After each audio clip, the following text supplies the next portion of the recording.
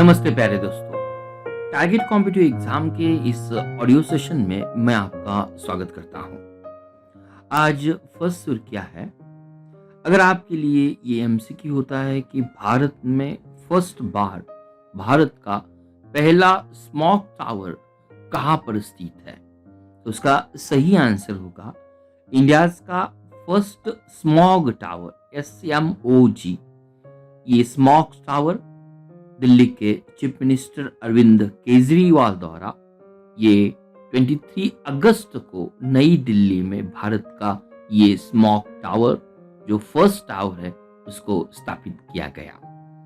पर्यावरण में PM 2.5 और PM 10 जिसे हम पर्टिकुलेट मैटर कहते हैं, उस कण को, उसकी मात्रा को कम करने के लिए ये दिल्ली में स्थित टावर है। ऑलमोस्ट उसकी लंबाई 25 मीटर तक है और 1 किलोमीटर के दायरे में वो हवा साफ करने की एक हम कहेंगे उसकी कैपेसिटी है या कैबिलियत रखता है। स्मॉग टावर नियंत्रण या उसको संचालन करने की जिम्मेदारी ये Delhi pollution control committee DPCC, Delhi pollution control committee एक नोडल अथॉरिटी होगी इस स्मॉग टावर को बनाने की, और उसी के साथ ये स्मॉग टावर इसको कंट्रोल करने के लिए भी ये भी रिस्पॉन्सिबल रहेगा। स्मॉग टावर एक प्यूरिफायर होता है। इस तरह से आपसे मैंने यहाँ पर 25 मीटर और 1 किलोमीटर का दायरा डिस्कस किया, उसी तरह से पर्टिकुलर मैटर या एयर पोल्यूशन को ये रिमूव करने के लिए, ये जो फाइन पार्टिकल्स होते हैं उनको रिमूव करने के लिए ये काम करता है। नेक्स्ट सुर्खियां है यहाँ पर MS धोनी की। MS धोनी इसलिए चर्चा में है, भारत का Kaveri group of hospital Newberg diagnostic, ये डायग्नोस्टिक कंपनी है जो पैथोलॉजिकल सैंपल कलेक्ट करने के बाद उसका मेडिकल रिपोर्ट देती है। उसका नाम है न्यूबर्ग NUBRG। दूसरी एजुकेशनल स्टार्टअप कंपनी अनअकैडमी है। ये तीनों ब्रांड के लिए MS धोनी ब्रांड एम्बेसडर के तहत उनकी नियुक्ति हुई है। तीन कंपनी का नाम है कावेरी ग्रुप ऑफ हॉस्पिटल, दूसरी कंपनी है उसका नाम है न्यूबर्ग डायग्नोस्टिक, और थर्ड जो कंसर्न है उसका नाम है अनअकैडमी। इसी के साथ जॉन अब्राहम इसलिए चर्चा में थे, यूरोस्पोर्ट इंडिया के लिए भी ये जॉन अब्राहम ब्रांड एम्बेसडर के तहत एक नामित किए गए। तो ये थे MS धोनी और जॉन अब्राहम। नेक्स्ट बात आती है 23 अगस्त की। 23 अगस्त यूनाइटेड नेशंस द्वारा ये international day for the remembrance of the slave trade and its abolition। 23 अगस्त ये international day for the remembrance of the slave trade and it's abolition को याद करने के लिए या उसके स्मरण के लिए ये 23 अगस्त मनाया जाता है। यूनो की जो महत्वपूर्ण ऑर्गेनाइजेशन है यूनेस्को ने इस 23 डे को इसलिए हम कहेंगे जो ट्रेड, जो स्लेव ट्रेड है, तो मेन पर्पस इस यूनेस्को ऑर्गेनाइजेशन का ट्रांस अटलांटिक में जो ट्रेड गुलाम लोगों का होता था उनको चिन्हित करने के लिए, उसका मेन उद्देश्य सभी लोगों की स्मृति में स्लेव ट्रेड जिस तरह से मेमोराइज करना, उसकी जो ट्रेजेडी थी उसको अंकित करना, इसलिए भविष्य में कोई भी इस तरह के मनुष्य या स्लेव ट्रेड में इन्वॉल्व नहीं होगा। ये उसका मेन बेसिक पर्पस है।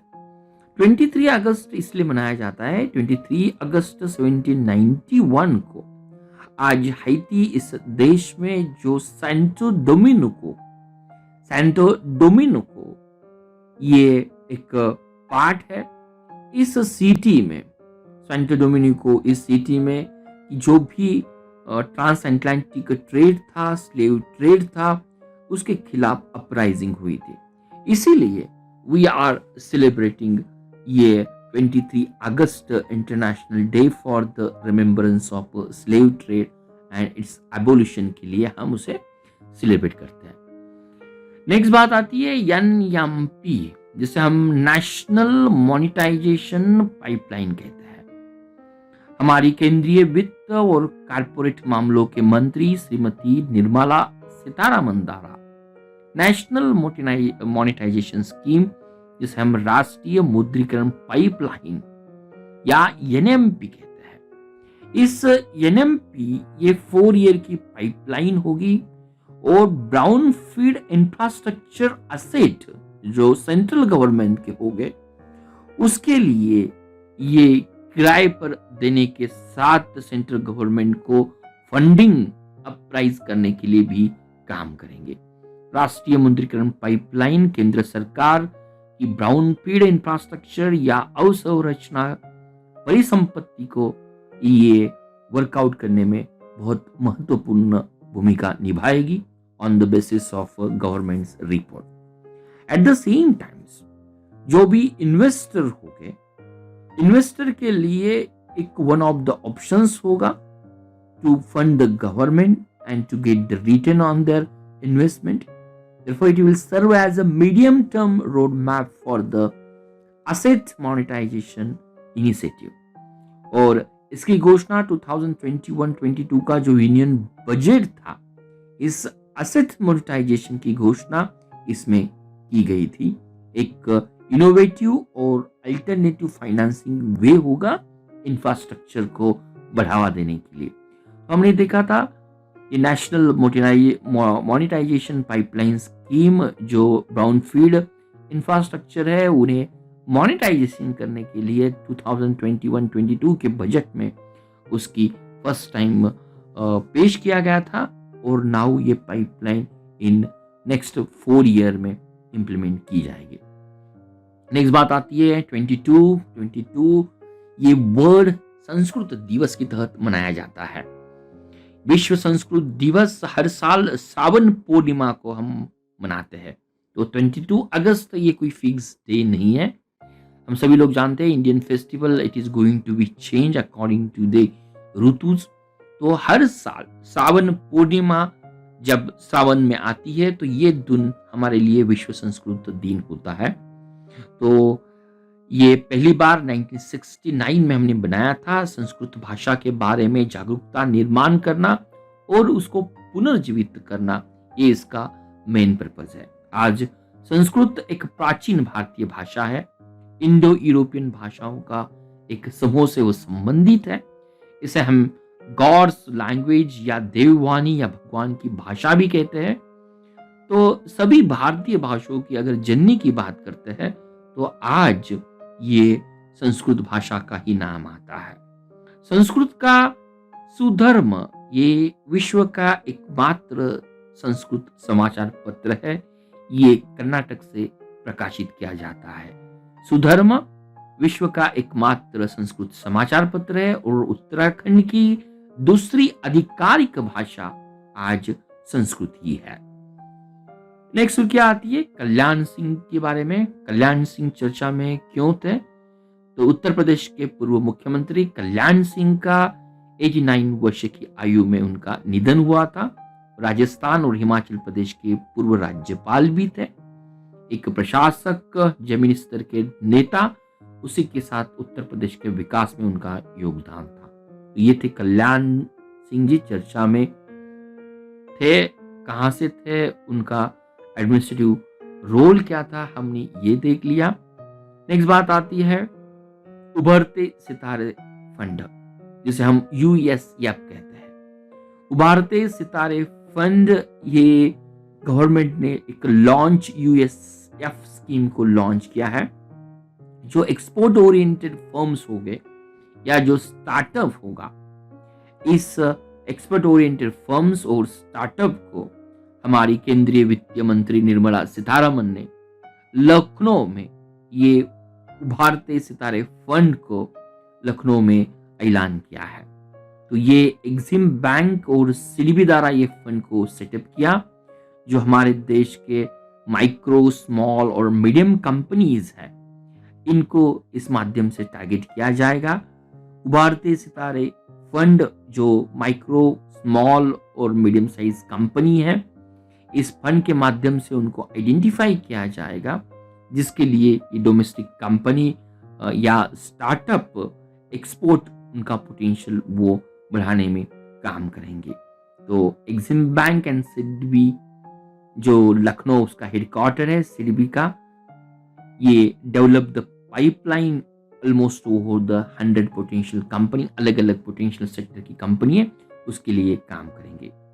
नेक्स्ट डे आता है या नेक्स्ट सुर्खियां आती है 2030 तक जीरो हंगर, या ये जो वेबिनार ऑर्गेनाइज किया गया था, ये वेबिनार ऑर्गेनाइज किया गया था हमारी मिनिस्ट्री ऑफ पंचायत राज द्वारा। तो एसडीजी, जिसे हम स्मॉल या जिसे सस्टेनेबल डेवलपमेंट गोल कहते हैं, जो आउट ऑफ 17 गोल है, उनमें से SDG second goal zero hunger या शून्य भूख है।